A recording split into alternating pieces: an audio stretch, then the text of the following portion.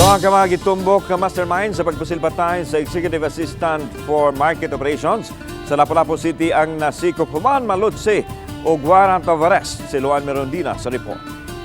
Warrant of arrest against aning 5 akusado na to against Helen Cañete Mandal, Reynan Imbong Maluluyon, and Aldrin Peñaranda Dungog. Kani si Aldrin Peñaranda Dungog ug si Carl Tapalis Dungog na siya to ang City Jail sa pagkakaroon.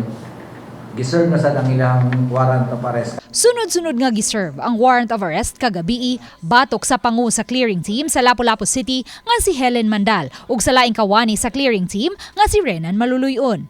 Sila ang gitumbok sa gunman, driver ug sa middleman nga moy utok sa pagpusil patay sa Executive Assistant for Market Operations sa Lapu-Lapu City nga si Christopher Siniza niadtong Enero 2 sa gabi. Una nang nasikop niadtong Enero 8 ang gunman nga si Carl Dungog tungod sa kaso sa illegal nga drogas ug si Aldrin Dungog gitumbok nga middleman sa krimen tungod sa illegal nga paghupot og armas. Samtang giserve usab kaganihang udto ang warrant of arrest batok sa nagpailang driver sa getaway motorcycle nga si Rodel Mojado kinsa mitahan kang Mayor Junard Ahong Chan niadtong Enero 9. Giserve na nila mong warrant of arrest sa imo ka, arrested ka.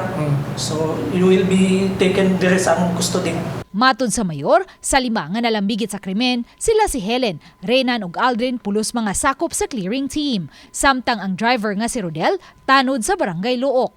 Tungod kay casual employee ug job order personnel si Reynan ug si Aldrin, automatic silang mataktak sa trabaho. Apan kay regular employee man si Helen ug usa ka department head, may ihulip una sa iyang posisyon samtang nag-atubang pa siya niining kasong kriminal. May pending pa usab nga administrative case nga gihikay batok kaniya. Mahog yun o mahog siya on leave, no? For this time, no? But whatever the result of the administrative, ato itong may bawaan kung unsa po'y unsay resolution sa maong administrative. Parehong nagdumili pagluwat og pamahayag sila si Helen ug Reynan samtang si Rodel miangkon sa iyang kalambigitan. Hela. Hela, ako na ikuan sa akong abogado lang tanan. No comment to. No comment na. Mamili na papangita daw og driver daw rider. Kaya na naman sila tirador.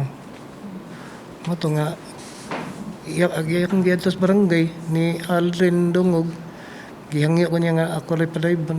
Samtang mato ni Police Lieutenant Colonel Christian Torres, spokesperson sa Lapu-Lapu City Police Office, nga posibleng may usa sa 5 ka mga akusado ang mamahimong state witness apan mag-agad kini sa prosecution ug sa korte. Ang karon is prima facie evidence with a reasonable ground of certainty, meaning na naagay basihan ang dili ka probable cause, mas taas-taas pa sa probable cause ang ipangita para masaka ang kaso sa korte. Samtang mapasalamaton si Police Colonel Elmer Lim sa pag-abag sa lokal nga kagamhanan sa Dakbayan. Sulod lang sa kapinduha ka buwan, nasikop ug napasakaan gilayon og kaso ang tanan nga nalambigit sa maong krimen. I will give commendation and we will also apply for an award to the higher office.